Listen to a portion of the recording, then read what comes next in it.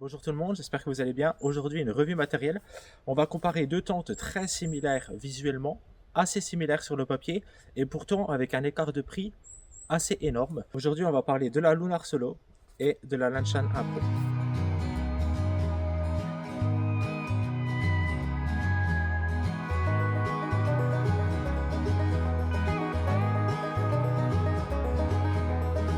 When I was only 17, I took a can of gasoline and poured it out in between all this pain and suffering.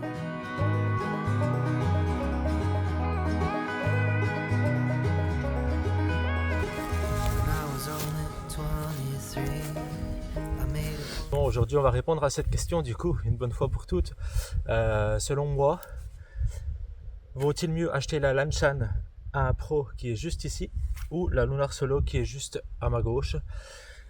On va parler un peu des caractéristiques de la tente et en même temps je vais vous parler d'un retour d'expérience personnelle avec ces deux tentes. Pour ceux qui suivent la chaîne depuis un moment, vous savez que je marche depuis très longtemps maintenant avec la Six Moon Design de chez la Lunar Solo de chez Six Moon Design.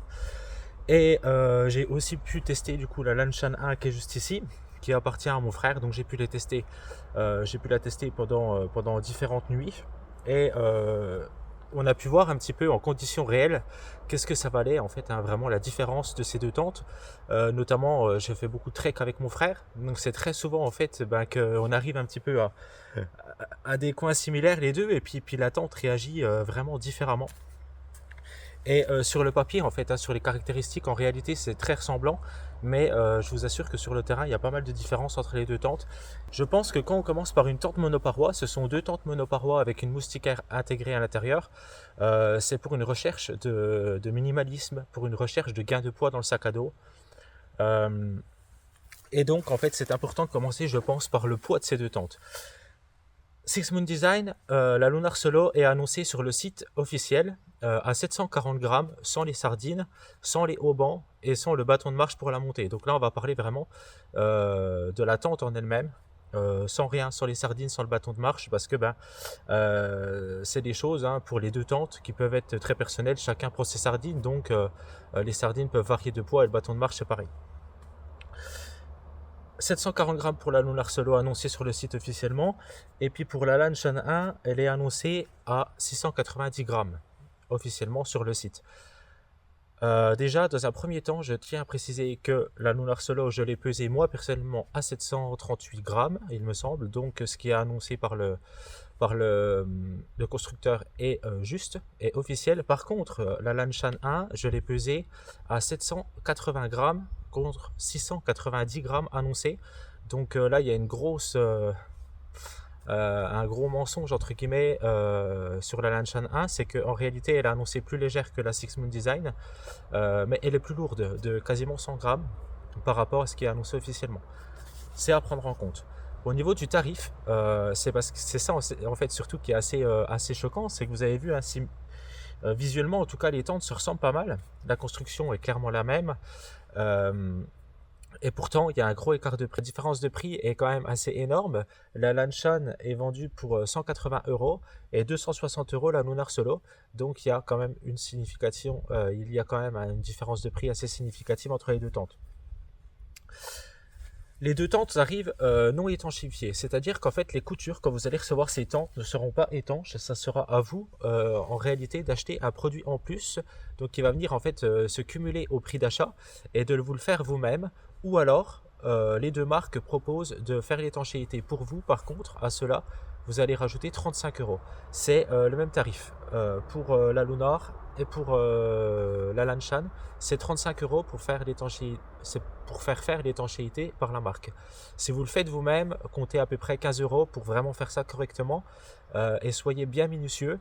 Si ça vous intéresse dans les commentaires, vous pouvez me le faire savoir et je vous ferai une vidéo pour comment bien étanchéifier les deux tentes. Je peux en faire une pour la Lunar Solo et une la Lanshan si ça vous intéresse. Parce que les deux tentes pour le coup arrivent pas du tout étanches, mais alors vraiment pas. À la moindre averse, vous allez avoir quelques gouttelettes qui traversent. Donc vous imaginez sur un trek longue distance avec 3-4 jours de pluie, ça va être infernal. Donc ça c'est à savoir, comptez en moyenne, allez, 15 € si vous le faites vous-même, en plus du prix d'achat de la tente. Les deux tentes sont vendues sans les sardines. Vous pouvez acheter les sardines en plus, mais là aussi forcément le coût de la tente sera plus cher. Pour la Six Moon Design, les sardines sont ok. C'est ok, c'est pas extraordinaire, mais c'est ok. Je les trouve relativement bonnes. Par contre, pour la Lanchan, les sardines ne sont vraiment pas bonnes.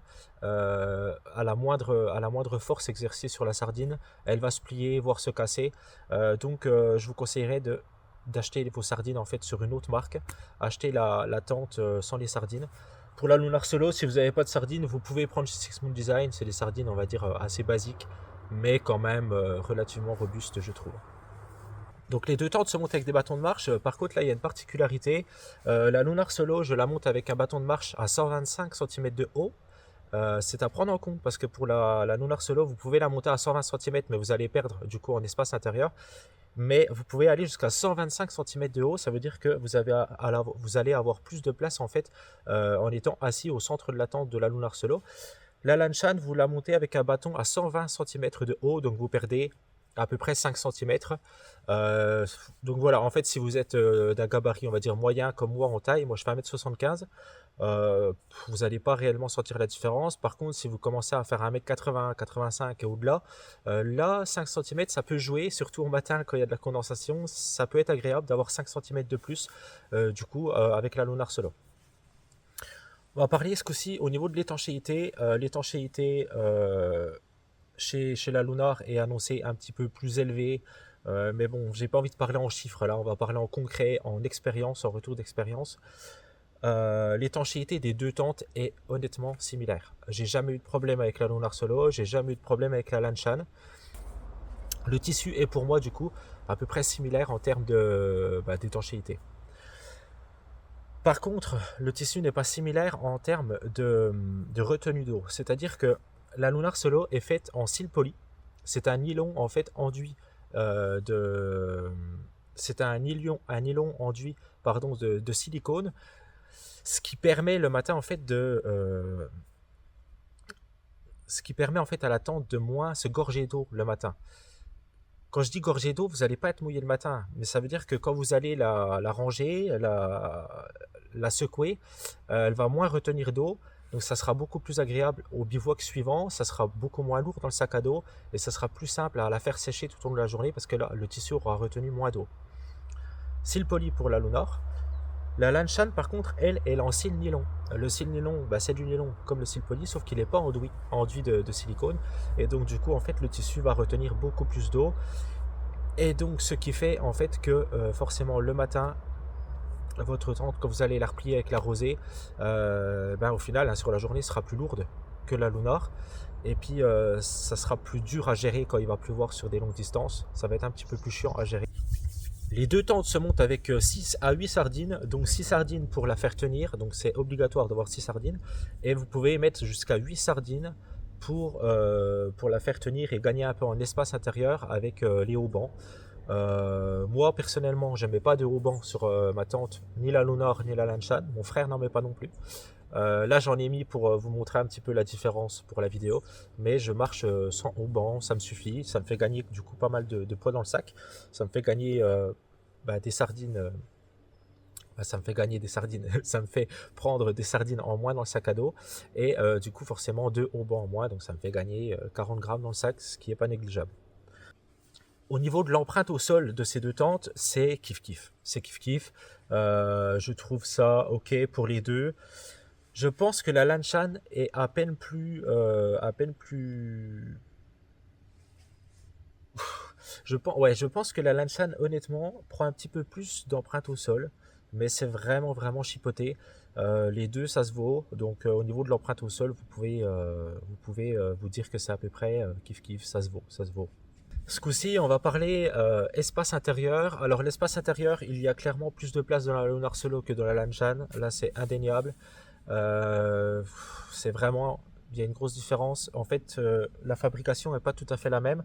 La Lunar Solo, le tissu se détend moins, ce qui fait que vous avez plus d'espace de vie. En fait, la surface au sol est la même, mais vu que le tissu, le cils poly, se détend moins tout au long de la nuit, ben, vous avez un espace de vie qui est beaucoup plus agréable, surtout au réveil le matin, parce que le tissu là, la Lunar Solo, c'est un petit peu moins détendu, contrairement au cils nylon qui se détend un petit peu plus, et donc du coup, ben, forcément le matin, au petit-déj, vous allez avoir un peu moins d'espace dedans, et c'est quand même significatif. Voilà, c'est pas comme l'empreinte au sol où ça se vaut, là c'est l'espace de vie intérieur est significatif. Du coup, pour remédier à ça, eh ben, les haubans sur la Lanshan seraient pour moi judicieux, contrairement à sur la Lunar où il n'y en a pas vraiment besoin, à part s'il y a vraiment du fort vent, et là on y vient après. Sur la Lanshan, du coup, pour combler en fait le fait que le nylon se détende, pourquoi pas mettre au moins un hauban du côté de la tête pour pas vous prendre la condensation au réveil le matin ou quand vous bougez la nuit. Justement, en parlant de la condensation, c'est exactement pareil. L'aération, elle est faite de la même manière. Sur la Lunar Solo, le trou est plus petit. Sur la Lanshan, le trou d'aération est plus gros. Mais franchement, vous ressentez pas la différence. La condensation, c'est la même. Il y a beaucoup de condensation dans les deux tentes. C'est du monoparoi. De toute façon, c'est comme ça, franchement, vous n'allez pas pouvoir faire autrement. Si vous voulez pas de condensation, prenez pas une monoparoi, ça vous plaira pas, honnêtement. Ensuite, là, on va parler pour moi de la plus grosse différence et ce qui va faire en fait la différence de prix. Il y a deux différences vraiment énormes et significatives. C'est le tissu, hein, comme je vous dis, le fait que là, il va s'imbiber beaucoup plus d'eau le matin que la Lunar Solo. C'est vraiment significatif. L'espace intérieur, c'est significatif. Mais le truc qui est vraiment impressionnant, c'est la résistance au vent. Alors je ne sais pas comment l'expliquer, honnêtement je ne sais pas comment l'expliquer, mais la Lanshan 1 Pro résiste beaucoup moins au vent que la Lunar Solo. Mais vraiment c'est impressionnant. Je ne sais pas pourquoi, je ne sais pas comment l'expliquer. Là on part pour faire une traversée de plus de 400 km avec mon frère, donc on va avoir l'occasion encore de les comparer encore plus. Si je viens à trouver une explication concrète, je mettrai en commentaire sous la vidéo. Même si c'est plusieurs mois après, ça pourrait être intéressant pour vous. Mais vraiment, la résistance au vent, c'est impressionnant la différence. C'est impressionnant la différence. C'est moi, je voyais sur une nuit où c'est qu'il y a eu des forts orages, des forts vents. La Lunar Solo, bon, je la prenais dans la... Voilà, le tissu, voilà, il bouge, quoi. Hein, c'est monoparoi. Mais la Lanshan, c'est vraiment pire. C'est impressionnant la différence. Donc voilà, je pense que c'est vraiment à prendre en compte. La différence de prix est significative, mais la résistance au vent l'est aussi. C'est assez impressionnant. Donc si vous partez dans des pays assez venteux ou sur vraiment des très longues distances et que vous voulez être assez serein et que vous avez à peu près le budget pour une Lunar Solo, prenez la Lunar Solo. Si après vous n'avez pas le choix, prenez la Lanshan. Mais vous avez compris un peu la conclusion de la vidéo. La Lunar Solo est pour moi au-dessus. Alors oui, elle est un peu plus chère, mais la qualité globale de la tente est au-dessus et supérieure.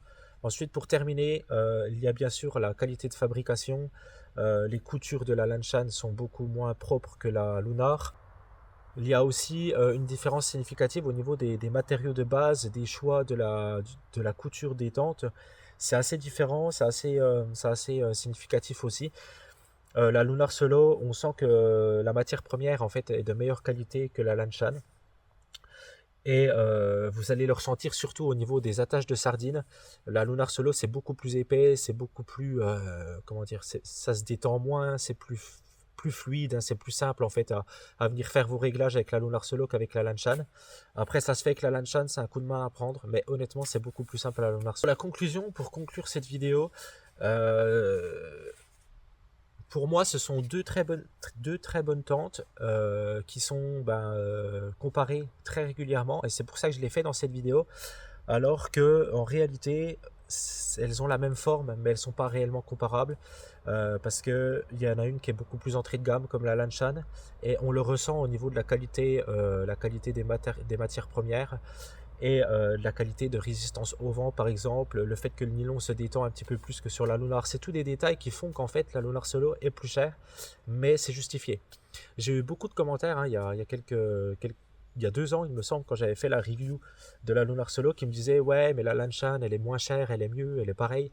Non, la Lunar Solo, je vous le dis honnêtement, je suis pas sponsorisé par aucune des deux marques est au-dessus et la différence de prix est justifiée pour la Lunars Solo. Après, est-ce que ça veut dire que la Lanshan est une mauvaise tente? Pas du tout et loin de là. C'est pour moi une très très bonne tente qui vous fera en fait la plupart de vos treks longue distance, ça va le faire largement. Vous prenez mon frère, il fait beaucoup de treks longue distance avec moi et ça l'a toujours très bien fait avec la Lanshan. C'est juste que ça va être moins confortable sur du long terme. Voilà, c'est ça en fait, parce que le fait que le tissu soit plus gorgé d'eau le matin, bah, c'est un peu plus chiant, c'est moins confortable. Le fait que pour faire les réglages de la tente, ça soit un peu plus chiant à la Lanshan, bah, c'est un peu, voilà, le soir c'est plus fastidieux à faire. C'est tous des petits détails, mais qui font que voilà, ça reste une bonne tente quand même. Il n'y a pas de souci, vous pouvez y aller les yeux fermés. To the open ocean, where you don't have to dream because there's you.